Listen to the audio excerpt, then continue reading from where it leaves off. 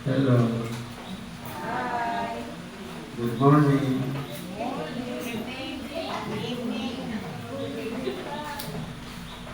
Pagkasin natin palagi yung good morning para palaging active.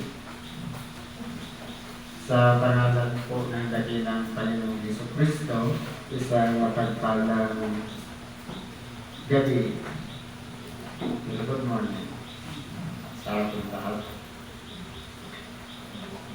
Dito po tayo sa ika-tatlong gabi ng pagpapasalamat para sa taong 2025. So pinagsama-sama tayo dito dahil sa tawag ng tungkulin, dahil sa mga kalilingan natin, at higit sa lahat, yung may pagpasalamat natin sa Diyos, yung mga tinanggap natin biyaya, mga pagpapala sa loob ng isang buwan. Kaya, andito tayo, pinabikis-bikis dito sa book na ito para ipagdiwang natin ang first Saturday, overnight. Ngayon po, meron tayo ditong sitas na bibigyan ng buhay ng ayon sa ikalawa sa sulat ni Apostol Santiago sa Kapitulo 4, versikulo 1 hanggang sa 12. Ang sabi ko ito, saan nagubuhat ang pagbabaka at saan nagubuhat ang mga pag-aaway sa inyo?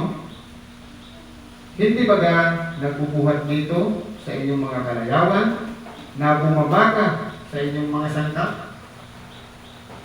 Ngayon, kung aralin po natin mga kapatid, sadya po talaga si Apostol Santiago kapag siya po ay nagsasalita, may kabaksihan.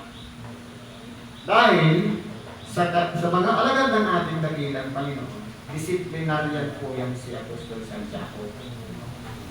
Kumbaga, ang gusto niya, lahat nasa ayos.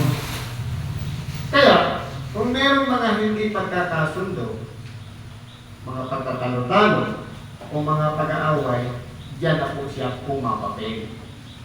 Kaya dito sa sulat niya, yung mga pagbabaka, sa totoo lang po, ang pagikipagbaka natin dito sa ibabaw ng sanlibutan, sabi sa Efeso, hindi laban sa laman at dugo.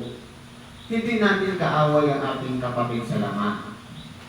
Kundi, ginagamit lang ng pamamaraan ang isang tao laban sa isang tao na kumbaga parang chessboard laban ng puti sa itim. Ang lalaro, masama at mabuti. Ngayon, kung titignan natin, aaralin natin ang mga sitwasyon. Sa sarili pa lang natin, mayroon ng pagbabaka. Kasi po, alimbawa, araw na yung pasalamat. Ano yung nagbabaka sa sarili natin? Pupunta ba ako o hindi? Ngayon, nasa alanganin ka, ano yung desisyon mo? Dadako ka ba ng templo o hindi ka dadako ng templo? Nagtatalo yan sa isip natin. Kaya, kung mananaig ang kabutihan, andito tayo sa templo. Pero kung mananaig ang kasamaan, marahil, nandun lang tayo sa ating bahay. Sarap kaya magpahinga, lalo ko yung malamig. Iyan po ay nangyayari sa tinatawag na mga sangkap ng ating katawan. Yung gumugulo sa isipan natin. Kaya pagka minsan po, kapag nadala tayo sa emosyon, nadala tayo sa kataasan o ego, madadaig po tayo. Kaya, kinakailan, kaya nga balance yan eh. Nilagay ang utak sa taas, nilagay naman ang puso sa baba. Ang utak, pwede magmalapis, pwede magmalaki, pero ang puso, pwede magpabumaba. Para balanse, parehas natin gamitin. Mag-uusap ang dalawa na yan. Isusuko ng ego, ang ego ng utak, at ganoon din yung sobrang madamdami ng puso, at ipapatama po yan. Babalansihin natin sa katayong o kapagpapasya. Dahil, pwedeng yung bigta ng isip, magmalaki, magmataas, pero yung puso naman, kapag nakakarinig ng hindi maganda, nagtatampo o nagdadamdam, babalansihin natin yan. Kapag titimplay natin, para walang mangyayaring pagbabata sa ating mga sarili. Kumbaga, nagdidesisyon tayo, isa lang ang desisyon natin. Kapag sinabing alang-alang sa Panginoon, priority natin si God. Nandito tayo sa templo. Wala ng pagbabata. Dahil siya po ang sinusunod natin at hindi ang sarili nating mga sangkap. Kayo'y nangag-iimbot at kayo'y wala. Sa totoo lang po, wala naman tayong dala-dala dito sa ibabaw ng sanglibutan. Kung merong isang tao na umasinso o humanda ang pamumuhay, bakit tayo mag-iimbot sa kanila? Bakit tayo mag-iinggit sa kanila? Na pantay-pantay naman ang tayong ipinanganak na walang dala-dala. Naging mapalad lang ng isang tao o maswerte na pinagpala siya ng Diyos dahil sa kanyang sipag, dahil sa kanyang determinasyon, at dahil sa kanyang pagpupursige sa sarili na magkaroon. Kaya po, nasa atin po yan. Kaya kung titignan po natin dito, wala tayong karapatang mag-imbot dahil tayo ay wala. Sabi nga dito, kayo'y nangag-imbot at kayo'y wala. O bakit tayo mag-iimbot sa kapwa? Kaya ipagpasalamat na lang natin kung ang kapatid natin nagtatagumpay, tapos tayo naman hindi nagtatagumpay, ipagpasalamat na lang natin. Kalooban yun ng Diyos. Sabi pa dito, kayo'y nagsisipatay at kayo'y nangag-iinggit. Ang pagpatay po, hindi na nangahulugan yung kinitil mo lang yung buhay. Kapag papunta na sa kapahamakan ang direksyon sa pamamagitan ng ating ginagawa, para na rin natin pinatay o pinutol yung kinabukasan ng ating kapwa. Sabi pa dito, nangag-iinggit. Sa totoo lang po, ang inggit, hindi po yan makakatulong. Kasi po, nangyayari po ang inggit kapag nalalamangan tayo. Halimbawa, sa larangan na lang ng negosyo, sa tindahan, hindi baga, kapag masarap ang luto mo, gulay na lang. Siyempre, kung ikaw ay normal na namubuhay, papasarapin mo na yung luto mo para mabenta. Pero, yung naghahangad na matalo ka, yun ang nag-iingit. Kumbaga, sinisiraan pa nga yan. Yung ang paghahangad parang makasarili, na walang iba, dapat siya lang ang dapat nagkakabenta. Siya lang dapat ang umakasinso, walang pakialam sa iba. Ugali po yan ng pagiging makasarili. Sabi pa po dito, kayo'y nangakikipag-away at nangakikipag-bata, kayo'y wala sapagkat hindi kayo nagsisihingi. Ano pong klaseng pakikipagbaka naman? Na kumbaga, ang akala natin dito sa ibabaw ng sanlibutan, ang lahat ng bagay ay kompetisyon. Hindi po. Sabi nga, o pabutihin ninyo ang punong kahoy at magiging mabuti ang bunga niyaon. O pasamayin ninyo ang punong kahoy at magiging masama ang bunga niyaon. Sa makatuwid, tayo yung punong kahoy, kung ano yung nakikita ng mga ginagawa nating mabuti, yun na yung bunga ng pagiging isang punong kahoy kung tayo ba ay isang mabuti. Sapagkat hindi magbubunga ng masama ang mabuting punong kahoy at hindi rin magbubunga ng mabuti ang masamang punong kahoy. Kaya kung ang mga ginagawa natin masasama, malamang kasama tayo sa masamang punong kahoy. Pero ang mga kahoy, walang pakialam sa kapwa kahoy. Ang gawin mo lang, pabungahin mo ng pabungahin. Dahil ang taghatol at paghusga, wala po sa atin nakasalalay para husgahan natin ang ating kapwa. Sabi ng Panginoon, akin ang paghihiganti, ako ang gaganti, sabi ng Panginoon. Kaya siya lang po ang may karapatan sa paghatol o sa paghusga sa bawat isa sa atin. Kaya kung titingnan po natin dito, para saan at tayo ay kinakailangan makipag-away? Ano ba ang dapat na pag-awayan? Na kung titingnan po natin, para tayong mga bata na hindi nga masunod yung ginagawa ng mga bata, kaya ginawa ng ating dakilang Panginoon na mapalad yung mga bata. Dahil yung mga bata dapat nag-aaway-away, nagtatalo-talo, maya-maya, pati-pati na. Pero yung mga matatanda, hanggang sa hindi pa pumuti ang buhok, hindi pa nagpapatawaran. Ganyan katitigas na ang mga puso kapag ang matatanda ay nagsisipag-away-away na. Kaya kung titignan po natin dito, kinakailangan nating isuko ang ating sarili, kinakailangan nating humingi sa Diyos. Dahil ang ating pagkatao, ang ating kaisipan ay limitado lamang.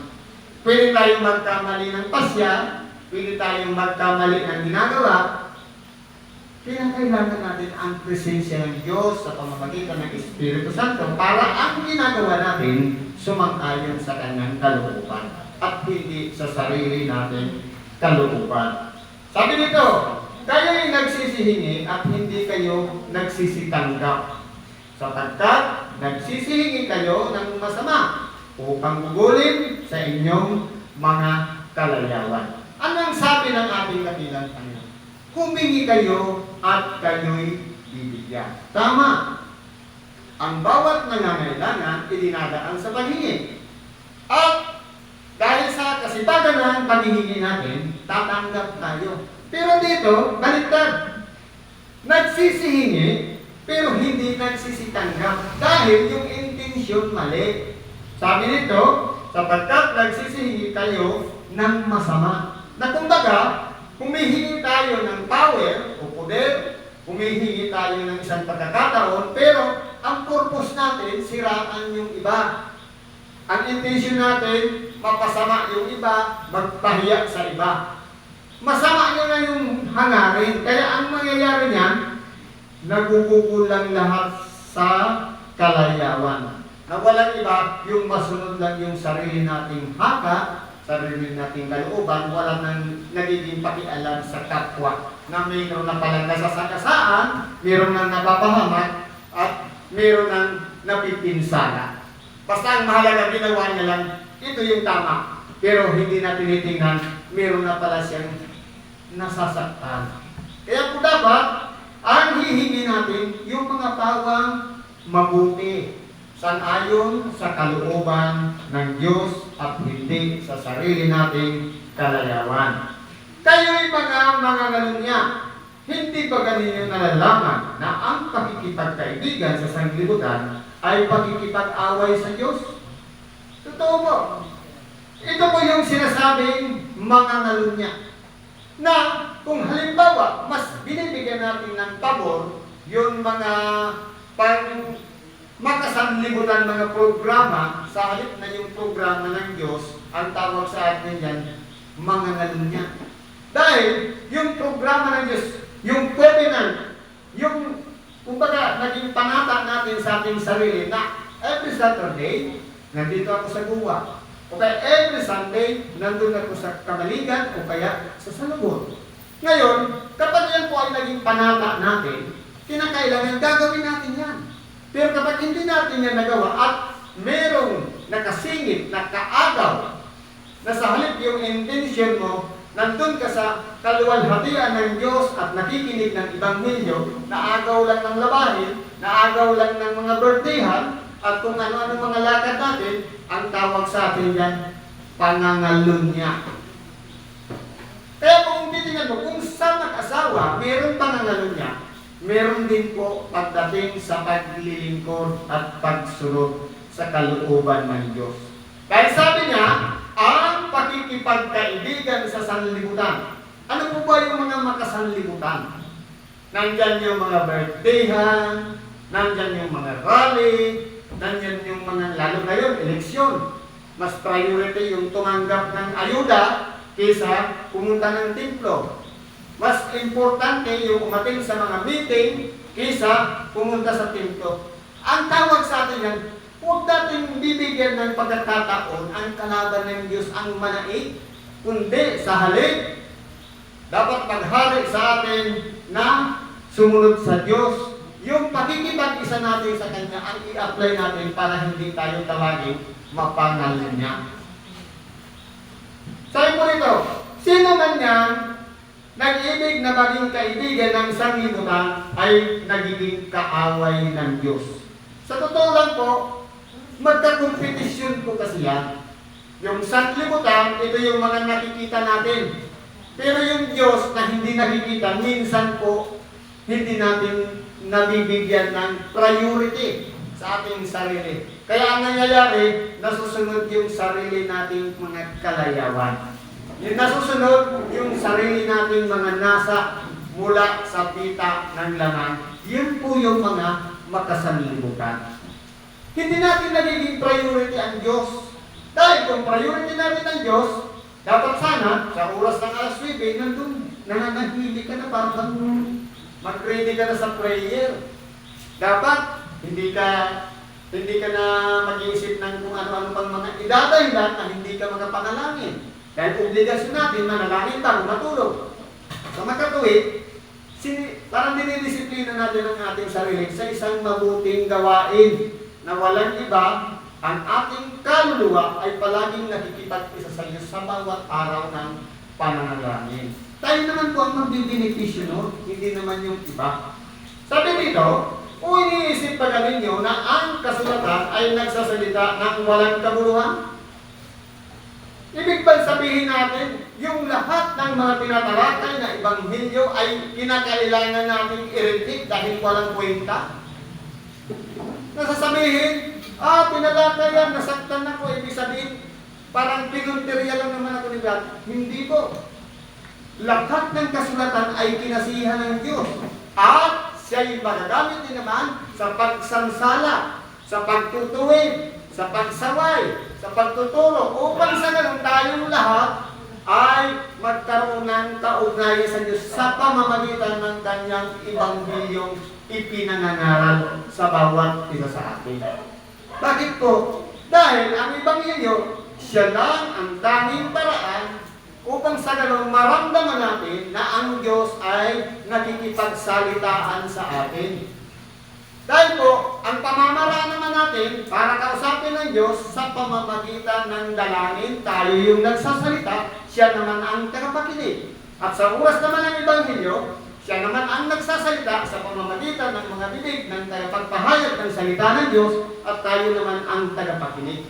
Ngayon, kung halimbawa, ang gusto natin, prayer lang natin ang pinapakinggan. Pero yung Ebanghilyo ayaw naman natin pakinggan. Gagawin ba ng Diyos na pakinggan ang panalangin natin? Kasi ang pinaka-priority po niyan, unahin natin yung mga sinasabi niya.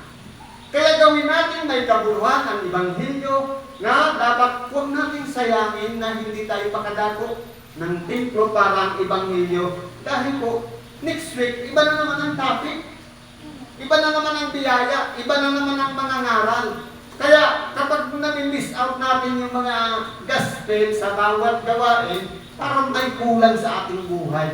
Hinahanap-hanap po yan ng nag-iisa nating kaluluwa. Kaya kinakailangan natin mag-iisa sa bawat gawain na walang iba, ang Ebanghilyo ay bigyan natin priority sapagkat yan ang tinapay ng buhay na pinagkapagkain ng ating nag-iisang kaluluwa. Ano pang sabi dito? O iniisip bagamin, ang Espiritu baga na pinatira sa atin ay nagnanais hanggang sa kapanaghilian. Ano po yung kapanaghilian? Sa iba Bible verse, pananaghili, inggit o silos. Sabi nito,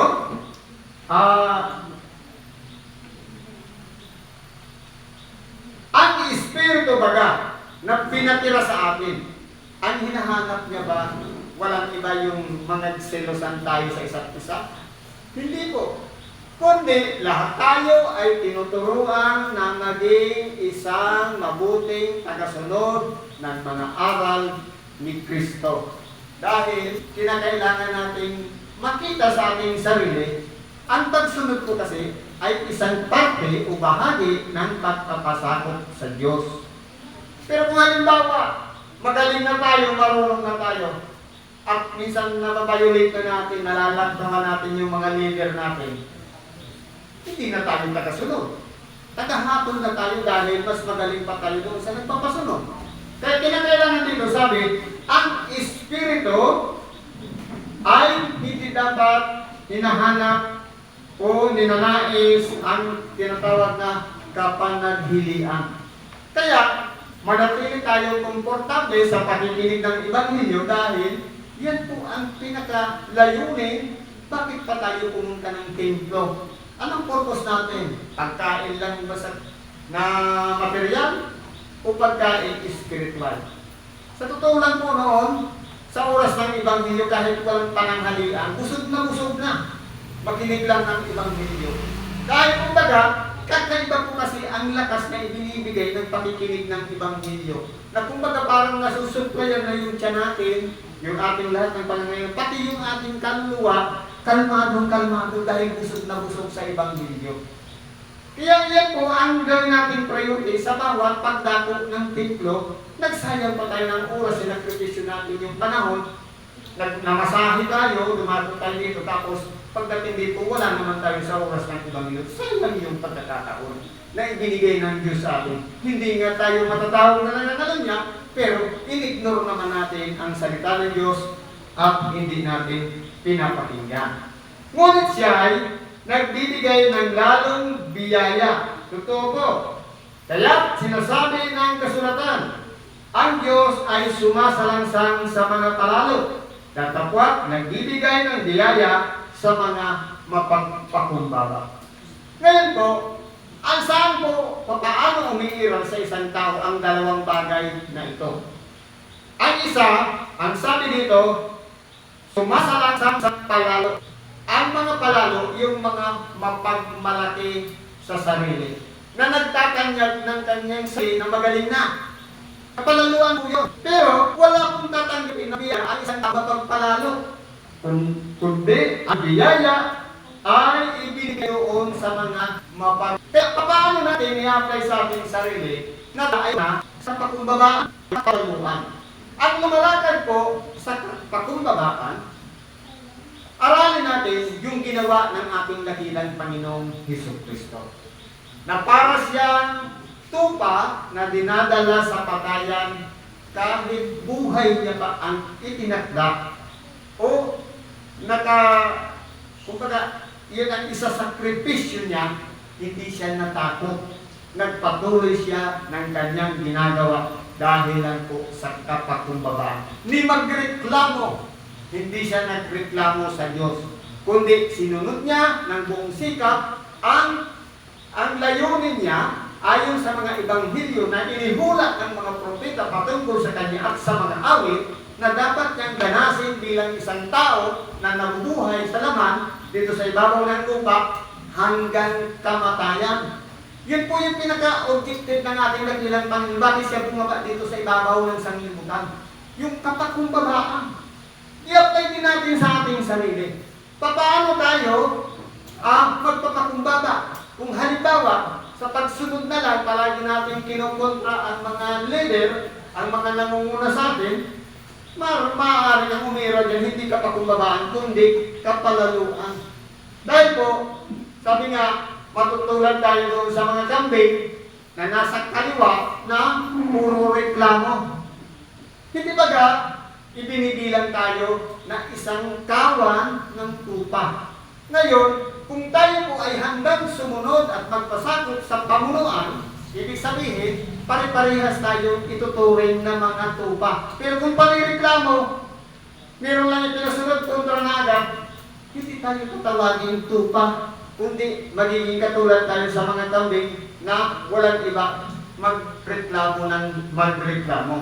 Kaya po dito, tinuturuan tayo na aralin natin sa ating sarili paano ba ina-apply sa pang-araw-araw ang kapakumbabaan.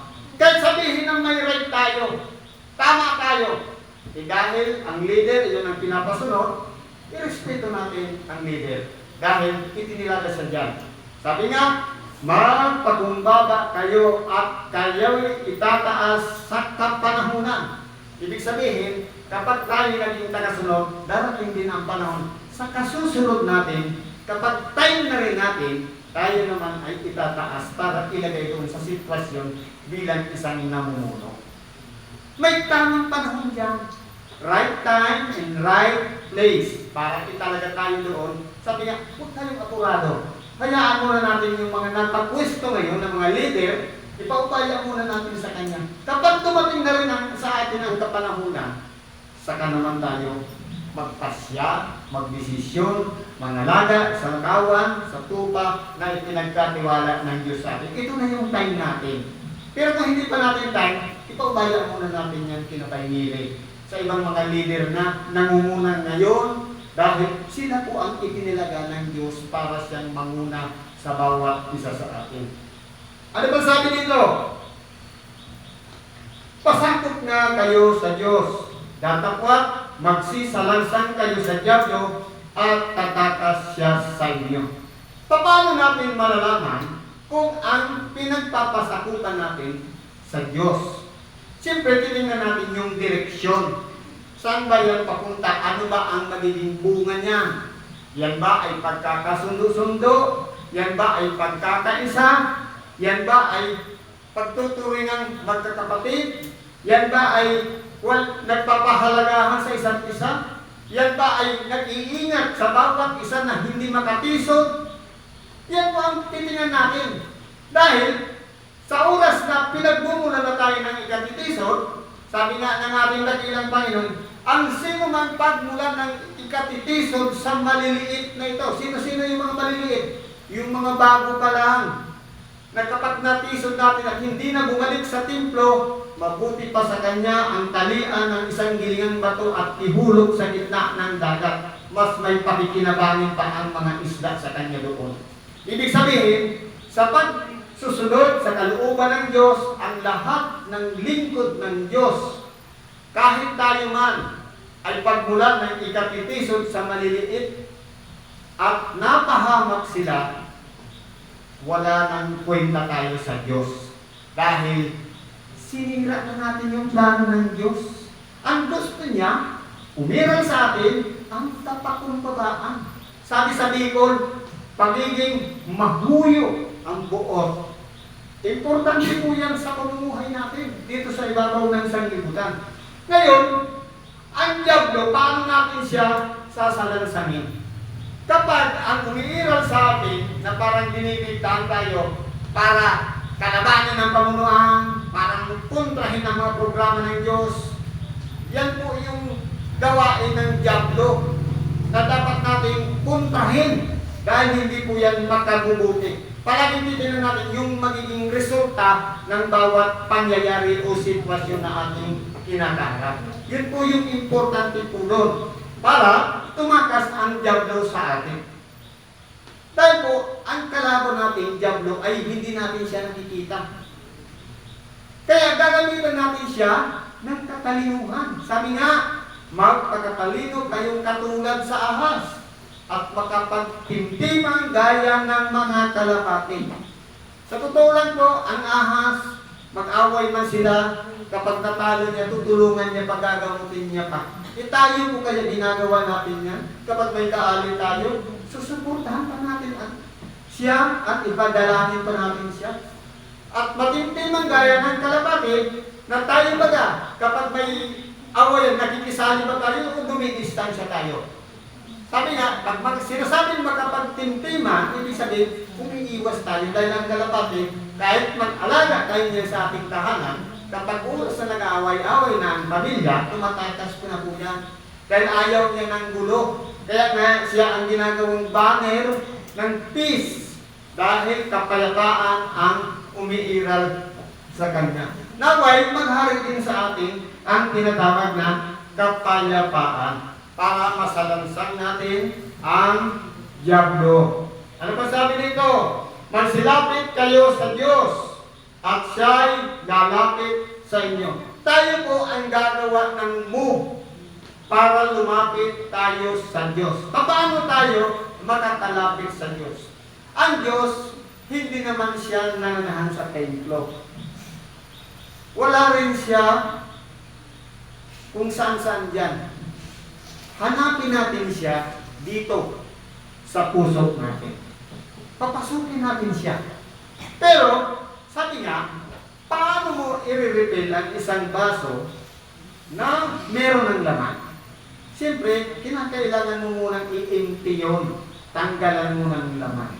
Iba paano kung umiiral sa buhay natin yung ego, yung pride, yung kataasan ng pag-iisip. Siyempre, hindi mananahan ang Diyos diyan dahil puro kapalaluan.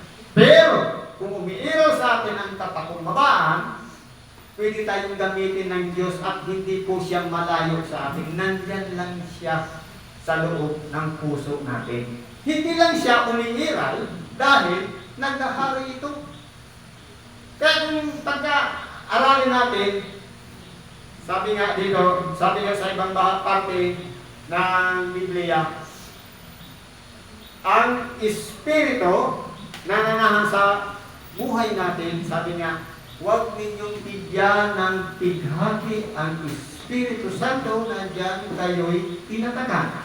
Sa makatuwid, sa oras na tinanggap natin ang Espiritu Santo, huwag nating bigyan ng pighati o pagkakataon man na mapahamak ang ating mga kalagaran sa pang-araw-araw na hindi natin nasusunod ang kalooban ng Espiritu Santo. Na ang tinibig ka nun, walang iba, puro pag-ibig. Na walang iba, dapat ang turing mo, kahit kaaway man yan, o kabati, pag-ibig pa rin. Yun ang umiiral. Yun ang ibinibigta ng bunga ng Espiritu Santo. Anong sabi kanina? Katuwaan, kasayahan, kabutihan. Yan ang mga bunga ng Espiritu. Kapag yan po ang nararanasan natin sa ating panaraw-araw na bumuhay, nasa ilalim tayo ng pamamahala ng Espiritu Santo. Pero kung puro problema, puro mga kasamaan ang umiira sa atin, wala po dyan ang Espiritu Santo. Kahit pagsabi ka pa dyan, nasa akin ang Espiritu Santo, kung hindi naman nakikita sa ating pamumuhay, hindi po natin pwedeng dalayan ang ating sarili. Wala pong Espiritu Santo sa buhay niya. Kaya ang pinananahan ng Espiritu Santo, may bunga yan. Nandun yan sa Galatia 5:22. At ang gawa ng laman naman sa Galatia 5:19 hanggang 21. Ngayon, kung ang ipinamumuhay natin, alin ba doon? Yung makalaman o yung maka-spiritual na pamumuhay? Kung maka-spiritual na pamumuhay, yun, nasususugan na natin ang pamumuhay sa ilalim ng kapangyarihan ng Espiritu Santo. Sabi nito, magaglinis kayo ng inyong mga kamay. Kayong mga makasalanan, at dalisayin ninyo ang inyong mga puso, kayong may dalawang akala. Sabi dito, kinakailangan natin maglinis ng mga kamay. Ano ba yun? Mag-aalkoholan ba? Mag-sanitize? Pag sinabing maglinis, palagi tayong humingi ng awat sa bawat oras na tayo'y gumagawa ng panalangin. Dahil yun lang ang tanging pamamaraan para maging malinis ang ating kalooban, ang ating pag-iisip, ang ating puso, ang ating diwa, dahil yun lang yung pinaka-pagkakataon para maipanumbalik natin ang ating sarili na ma-refresh, na kumbaga ma-reconstruct, maisaayos sa mabuting kalagayan, back to zero, upang sa ganon, umiral pa rin ang paghahari ng Diyos sa ating mga buhay sa pamamagitan ng paglilinis ng kalooban. Sabi nito, dalisayin ninyo ang inyong mga puso, na kumbaga, okay lang naman dumadanas ng mga tukso at mga pagsubok. Ang importante po yun, yung pagdadalisay. Kasi po, sabi nga, ang pananampalataya, kinakailangan, dinadalisay yan. Katulad yan ng isang ginto na kapag idinadaran mo sa apoy, nakikita ang tunay na pagiging isang ginto. Kaya kung tayo po ay lingkod ng Diyos, kahit daanan tayo ng pagsubok at hindi tayo natinag at nabago ang ating pag-iisip, yun na yung pagiging pure ng ating pananampalataya kung tayo ay tunay na mapagkakatiwalaan ng mga bagay mula sa Diyos. Pero kung halimbawa, nakapakinig ka ng Ebanghelyo tapos nagdamdam ka na, nasaktan ka na, ibig sabihin hindi pa pure. Ang umiiral pa dyan, makalaman dahil nasasaktan ka pa. Pero sa pinagaharian ng Espiritu Santo, dapat ang nagahari na dyan, katuwaan. Ipagpasalamat mo dahil may nagmamalasakit na tao sa iyo, dahil nagsishare ng Ebanghelyo para baguhin tayo. Upang sa ganon, ang ating pamumuhay ay sumang-ayon na sa kalooban ng Diyos. Sabi dito, kayo'y mga pighati at magsihibit at magsitangis. Inyong palitan ang inyong pagtawa ng paghibig at ang inyong kagalakan ng kalumbayan. Bakit po yan ang kinakailangan natin ilagay sa ating mga sarili? Natindihan po natin, kapag puro po kasi kaligayahan, puro katuwaan, puro kasiyahan yon, na kumbaga, ang hinahanap lang natin noon, yung masatisfy ang ating sarili sa pang-araw-araw na pamumuhay, okay na. Pero kung titingnan po natin, si Kristo man ay hindi niya hinanap ang kanyang sariling katanyagan o kasikatan man. Nagpagaling na nga lang siya ng may karamdaman, hindi niya pinagsasabi. Pero yung ibang pinagaling niya, may mga madadagdag din. Hindi nakakatiis, ipinagkukwento yung kanyang ginawa. Pero ang ating dakilang Panginoon, sadyang mailang, ayaw niya talagang mahayag yung kanyang mga mabubuting gawa dahil may tamang panahon para ma-expose siya sa tao yung panahon na kung saan tatanggapin niya na yung sakripisyong ibibigay sa kanya na ialay ang kanyang buhay. Kaya hindi po namadali yung kanyang kamatayan dahil iniingatan niya rin ang kanyang sarili na huwag mo nang maakura, huwag mamadali ang sakripisyo ng ating dakilang Panginoon. Kaya umiiwas siya. Kaya kung titignan po natin dito, dapat kung sino man sa atin ang nasa kapighatian, nasa kalungkutan, damayan natin. Sa halip, na okay naman na ito eh, bakit ko pakikialaman niya, siya problema niya yan. Ibig sabihin, wala tayong pakialam. Sabi nga, palitan ng kalungkutan o kapighatian. Makidamay sa dapat na damayan. Okay lang masakripisyo na okay tayo, ang mahalaga, nakatulong tayo sa kapwa. Yung mga pinakailangan damayan, nandun palagi tayo. Handa tayong isakripisyo ang ating sarili alang-alang sa ating kapwa na mas higit na nangangailangan dahil iba po kasi ang sitwasyon ng isang tao na nasa loob ng isang problema kisa doon sa wala. Tayo, pwede tayo makapag-advise ng mga mabubuting bagay doon sa mga may problema. Dahil hindi tayo kasama. Hindi tayo involved doon sa sitwasyon. Kaya, sabi nito, palitan ang inyong pagtawa ng paghibig. Kung may naghihibig, sa halip na tawanan natin, makidamay tayo doon sa naghihibig. At sa mga nalulumbay naman, yung kagalakan natin, nasasabihin na, buti nga sa kanya nangyari yan. Sa halip na ganun ang isipin natin, makidamay tayo doon sa kalumbayan niya. Dahil mas higit na rin kailangan niya sa oras ng mga kapighatian. Sabi dito, managpakababa kayo sa paningin ng Panginoon at Kaniyang itataas kayo. Ito pong kapakumbabaan, ito po ang pinakasusi ng pagtatagumpay. Kaya nagtagumpay ang ating dakilang Panginoon dahil in-apply niya mismo sa kanyang sarili nung ipanganak pa lang siya, kapakumbaba ang nagagad. Bakit po? Hindi naghanap ang kanyang pamilya na magkaroon. Pero sa totoo lang po, walang bakante si Lord sa mga bahay panuluyan. Kaya saan siya napunta? Doon sa isang sagsagan. na isang halimbawa na parang parabola o talinghaga sa buhay natin na ang salita ng Diyos ay nananahan.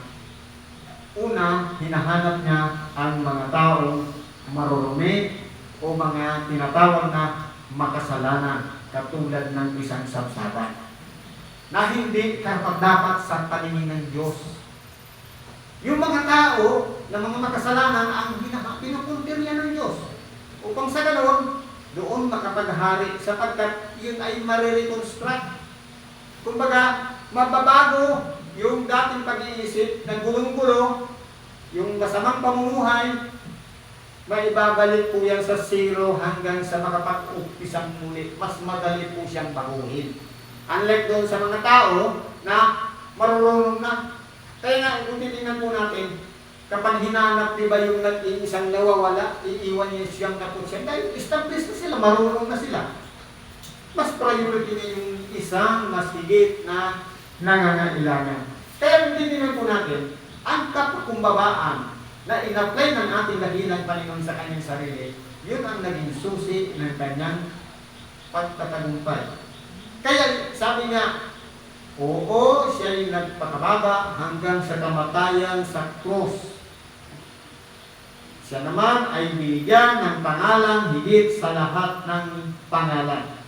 Sa atin naman, kapag tayo naman ay nagpakababa sa paningin ng Panginoon at hindi ng mga tao, sabi dito, at kanyang itataas kayo. May tamang panahon doon. Tamang oras o pagkakataon, Diyos na po ang nakakaalam kung paano tayo itataas. Kung ang ating dakilang Panginoon nagtagumpay, naway tayo naman lahat ay magsipag-tagumpay. Huwag kayong magsalita ng laban sa isa't isa.